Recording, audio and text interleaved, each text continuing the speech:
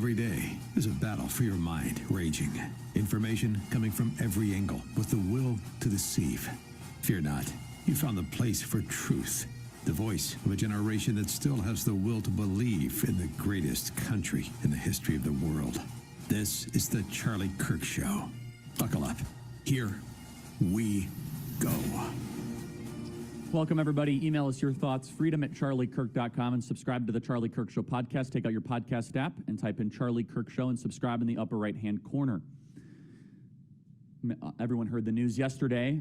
Queen Elizabeth passed away. She was a stoic, wise, and phenomenal leader in public life for 70 years. Never had a misstep, never had a scandal.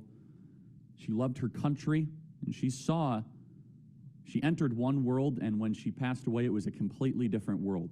Her passing, of course, has basically had every single apparatchik on social media, not every single one, but a lot of the apparatchiks on social media say that she was representing a genocidal, colonialist empire, all this nonsense, which I think actually opens an opportunity for us to defend British colonialism. This is a contrarian take. This is something that you will not hear on a college campus, but I think it's time to lean in and defend our friends across the pond. And no better person to help us do this than someone who has published extensively on this topic, actually has published a piece, The Case for Colonialism, a response to my critics, by Professor Bruce Gilley, and he joins us right now. Professor, welcome to the Charlie Kirk Show. Hi, Charlie. It's great to be here. So, Professor, walk us through your argument, the case for colonialism. That is a thought crime to say in decent and public society today. As we remember the Queen of England and her passing, it seems appropriate to talk about the British Empire. Why is colonialism something that we should defend? Well, for two reasons. One is because all the empirical data shows very clearly that if you were colonized, in particular if you were colonized by the British, and the longer they colonized you, and the more intensely they colonized you, the more you are likely to be democratic, developed, stable, law-abiding, and free society today. The empirical evidence is a slam dunk, and there's no doubt about it. And there's lots of things I put out there showing this. Nobody really debates that. But of course, the critics are all from the Faculty of Film Studies and flower design, so they don't actually have the capability to understand facts and data. But if you're on the social science side like I am, you know, it's this dirty secret. We all know this, but nobody's allowed to admit it because, as you say, that's a thought crime on campus. The second reason is not just was it good, but the people knew it was good, and it was legitimate. And the reason colonialism, especially British colonialism, survived and thrived as long as it did is because it was essentially carried out by the colonized, not by the British. There were a few white guys hanging around, but most of the colonial police, officials, legislators, judges were the people in the colonies themselves, and they knew from their own pasts that life had got immeasurably better once the British arrived. And the tragedy, of course, is it got immeasurably worse as soon as the British left.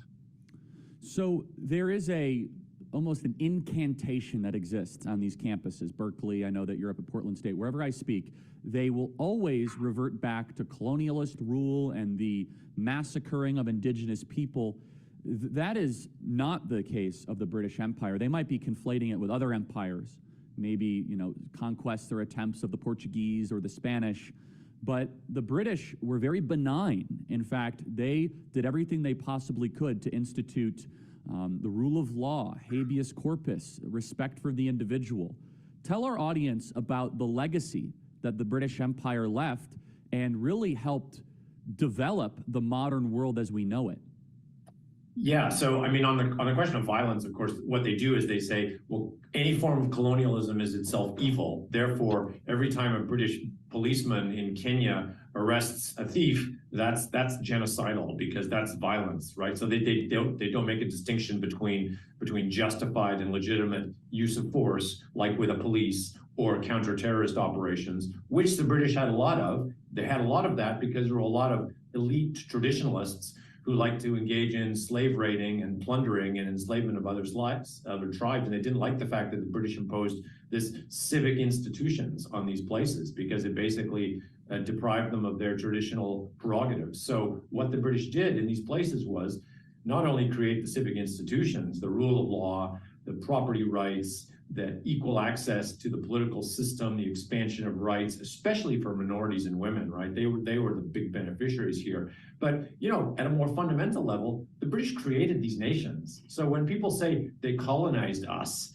it's a joke, because there was no us until the British came. There were a bunch of internecine slaving feuds going on, or you were actually in the hands of another alien empire that wasn't the white man, but it was much worse. So when people say they colonized us, it's not correct.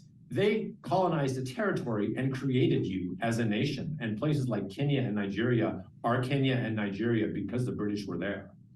So a counter argument people would say is that we can't even have a conversation, and you kind of alluded to this, to the fruits of benign or benevolent colonialism, because colonialism itself is an act of aggression. This is such a sloppy argument because it ignores the fact that every major power prior to the British Empire tried to become an empire themselves. I mean, this was the goal, this was the ambition, this was in the kind of muscle memory of leaders, from Alexander the Great to Julius Caesar. It's what you did. You conquered lands and you tried to benefit the motherland. But Britain went about it a different way, where they said, okay, we're going to build an empire, but there is a through line here where we're going to try to respect local traditions, but also bring in a philosophy and a thought process that actually might improve, these parts of the world. Can you talk about how, these people that say, oh, colonialism is awful and terrible, it's the same sort of sloppy argument that they use towards slavery, where they ignore that every single mass power prior to the British Empire participated in much more brutal colonialism than them, but it was the British Empire that actually changed it. Please elaborate on that. Yeah, so you're absolutely right. I mean, slavery and empire are the norm in human history. Yes. And every society, especially African societies, were endemic for being slaving and empire building. I mean, all of Southern Africa is basically an empire of the Bantu, who now claim that they're the indigenous peoples. It was the Bantu who kicked the Afrikaners out of South Africa, which is kind of a joke because the Bantu themselves had come in and systematically exterminated the indigenous peoples of South Africa.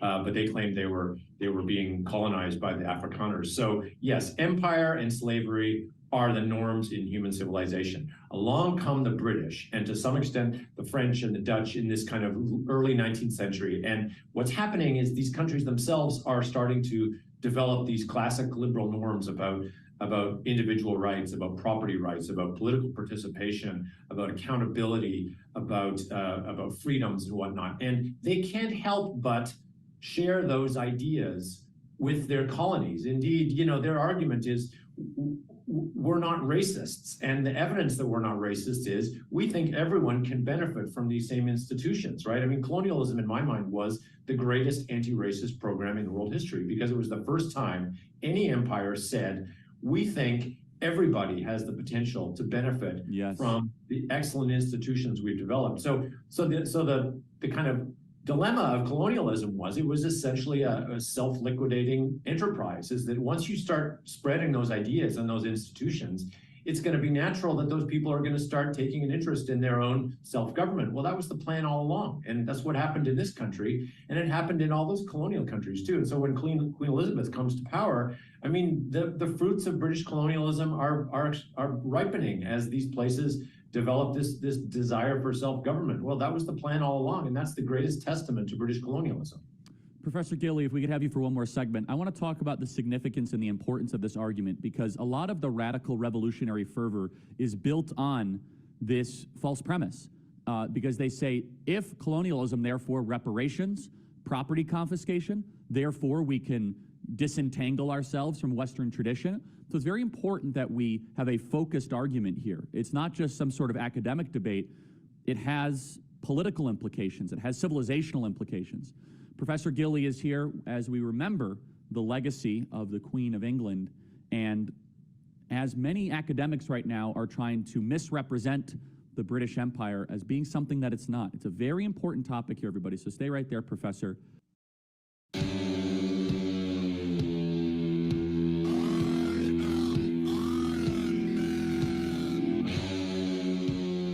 Welcome back, everybody. Email us your thoughts, freedom@charliekirk.com, and subscribe to the Charlie Kirk Show podcast. With us is an expert on British colonialism, and it's appropriate to speak about this. And it's a very important thing. It's not just an academic debate. It's Professor Gilley. So, Professor Gilley, as I was mentioning before the break, you know, in the higher levels of academia, that has now, of course, kind of just come down to regular activist circles, a lot of the argument for reparations, for property confiscation, is built on this premise of British colonial abuse of indigenous people. This argument is very important on many levels, that one in particular. Your thoughts? Yeah, I like the idea of reparations. I think that colonial people should pay massive reparations to the British people for all of the public goods the British provided to them and the tax monies the British provided to them. Actually, I don't think that's a good idea. But I think if you're going to talk reparations, the reparations are going in the other way for sure. There's no doubt about it. I mean, just look at the gap in income and life expectancy levels between places that are British colonies, that were British colonies, and places were not. I mean, do you want to live in the Bahamas or do you want to live in Haiti? I mean, these comparisons are just epic, and the gift of British colonialism was huge. And the genocide thing is funny too, because, you know, this is a modern woke, we call these the woke grandchildren of the colonial subjects, right? The colonial peoples at the time never thought of this as anything but legitimate use of force by horrible warlords and terrorists. So for instance, in Kenya, when a small segment of the Kikuyu group rose up and started murdering the white farmers who were the bedrock of the food supply in Kenya, and the British appropriately set up a counterinsurgency campaign that was overwhelmingly and massively staffed by Kenyans, including Kikuyu Kenyans, right? The Kenyans saw this as an amazingly great British contribution. The first president of Kenya praised the British counterinsurgency campaign. I mean, this was seen as a gift of the British to establish stability and the rule of law and to fight against criminals and terrorists. And it's only with the passing of that generation, and then maybe one more, that you get these grandchildren suddenly talking about how they're victims and how their grandparents were victims and demanding reparations for alleged victimization. I mean, it's a complete modern fabrication, and it doesn't represent the views of the colonized peoples at the time. So, in closing here, Professor, I want to ask, why is it that the British Empire acted the way they did, but maybe French or the Spanish or the Portuguese might have been less successful? What made the British approach different? Well, the Spanish and the Portuguese, of course, is a different era altogether. So we're talking 16th, 17th century. It's a different world, different norms, different expectations. So I don't think we want to compare those. But, you know, 19th century, 20th century British, French, Belgian, Portuguese, Indonesian, German colonialism, we can all compare those fairly similarly. And it's true that the British often did better, but it's partly just because the British had a bigger empire. They had more kind of best practices circulating. They had better training. I don't think any of these European colonial powers did a bad job. I think the British just did a particularly good one.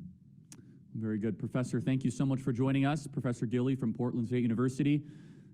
If you send your kid to college and you get taught that, you're very lucky, because that is a contrarian point of view. I can tell you that. Professor, thank you so much. Thank you.